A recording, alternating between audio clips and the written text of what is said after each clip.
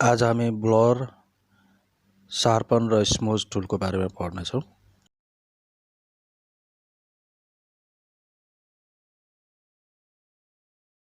File open गर्नुहोस्।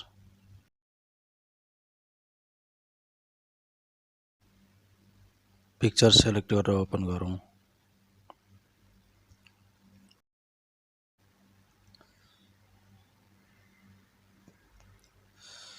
यो पिक्चरको ब्याकग्राउन्डलाई blur गरौँ।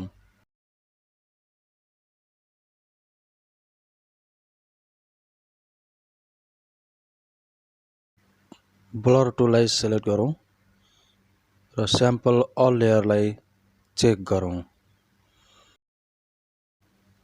न्यू लेयर ओपन गरौँ। काम गर्दा जहिले पनि न्यू लेयर लिएर काम गर्नुपर्छ। यदि स्याम्पल अल लेयरलाई चेक लगाएको छैन भने ब्लर गरेको देखिँदैन। तपाईँ ब्लर गरेको देख्न सक्नुहुन्न।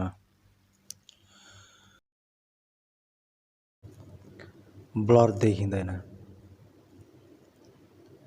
त्यसैले स्याम्पल अल लेयर्सलाई क्लिक गर्नुहोस्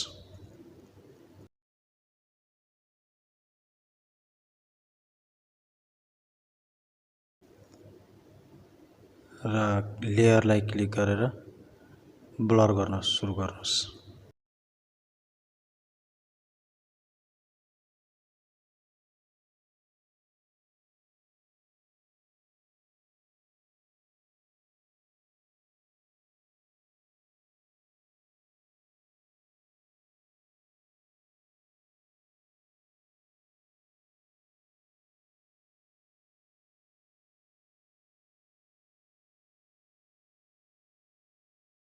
यसरी ब्याकग्राउन्डमा ब्लर गरिसकेपछि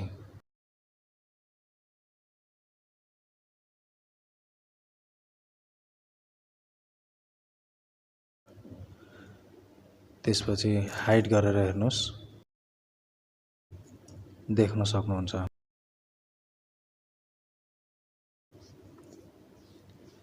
लेयरलाई क्लिक गरेर हेर्नुहोस्। यो शार्पन टुल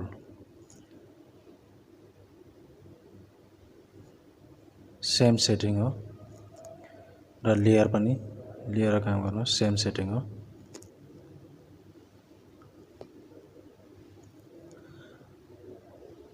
यो कपालमा सार्प गरेर हेर्नुहोस्।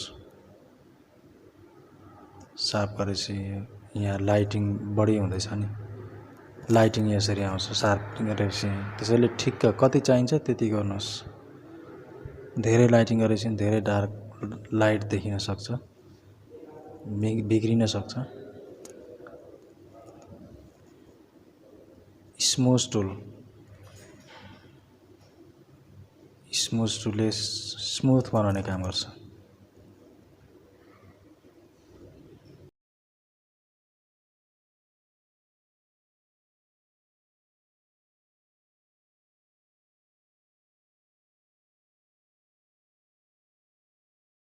लाइनहरूलाई स्मुथ बनाउने काम गर्छ स्मुथ टुलले।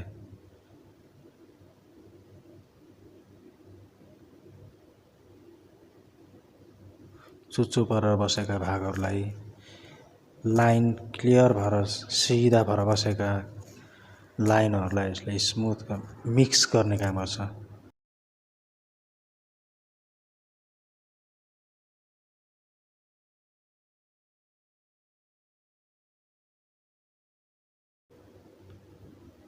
यसरी मिक्स गर्न सक्नुहुन्छ, स्मुथ बनाउन सक्नुहुन्छ लाइनहरूलाई आफूले चाहेको अनुसारले। ओके, यो पिक्चरलाई स्मुज टुल प्रयोग गरेर हेरौँ। पहिले त यो पिक्चरलाई पेन टुलद्वारा कटिङ गरेर अलगै बनाउनुहोस्।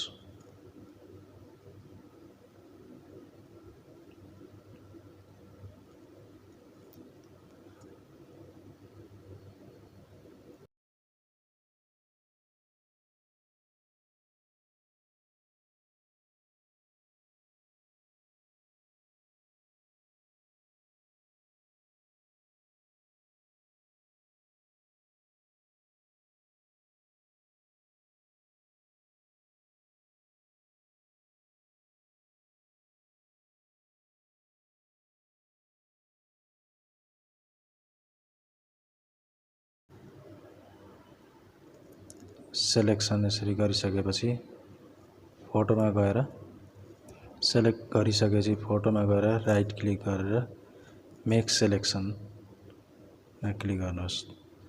त्यसपछि ओके गर्नुहोस् र यसलाई कपी लिनुहोस्। Control Z shortcut control Z हो कपी डुप्लिकेट लिनको लागि र यसलाई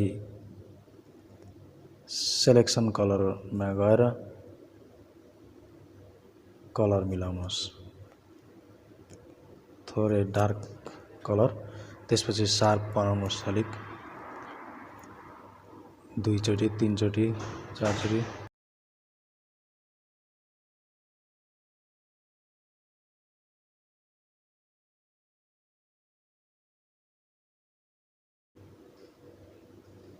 स्मज गर्न सुरु गर्नुहोस्।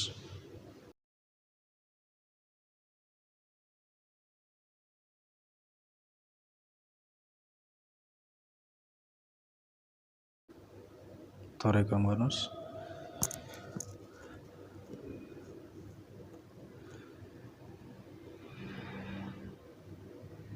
थोरै कम गरौँ। हार्डनेस अलिक कम गरेपछि फोटो बिग्रिँदैन।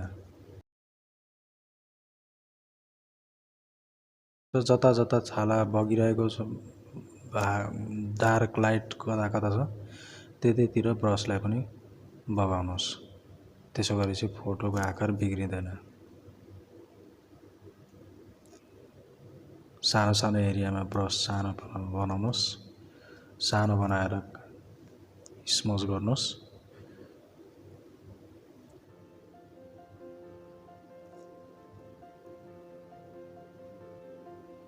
छाला जता जता तन्केको छ त्यतैतिर बगाउनु भयो भने फोटोको आकार बिग्रिँदैन।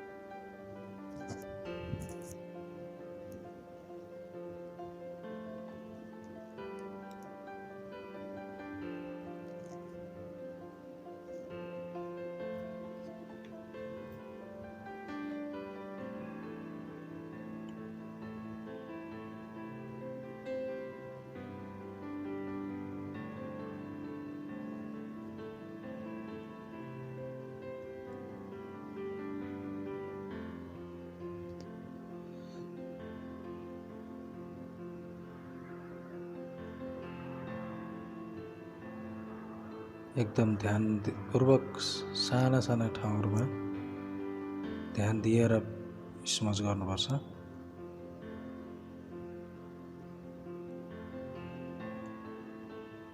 र हार्डनेस पनि कम गरेर स्मज गर्नु राम्रो हुन्छ। त्यसो गरेपछि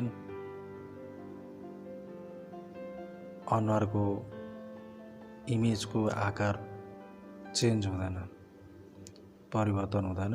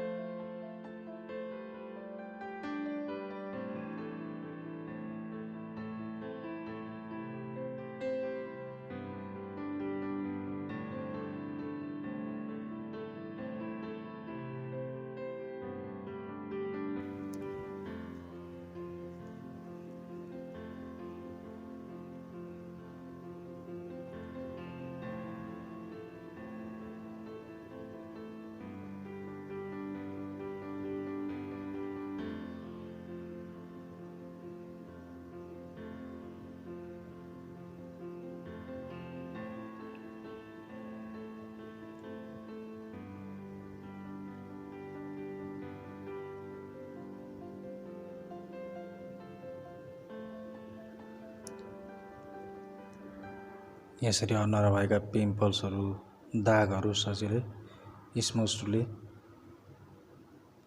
रिमुभ गर्न सक्छ, स्मुथ बनाउने काम गर्छ यसले।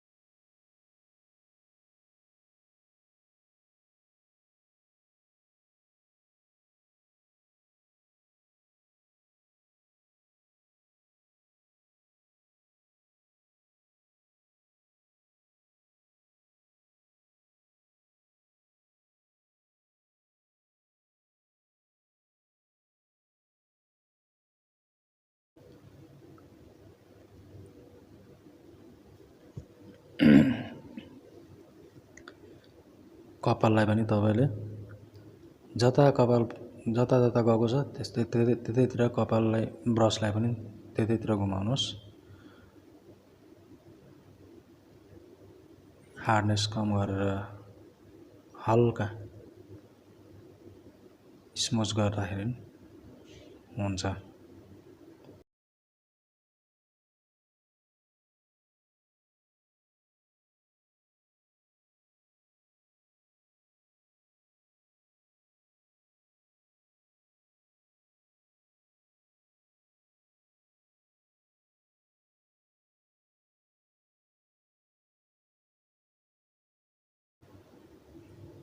ब्याकग्राउन्डमा थोरै कलर हाल्दिउँ, एउटा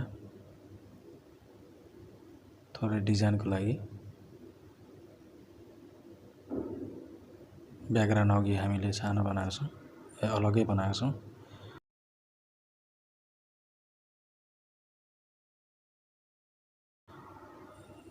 लाइटिङ गर्नुहोस्।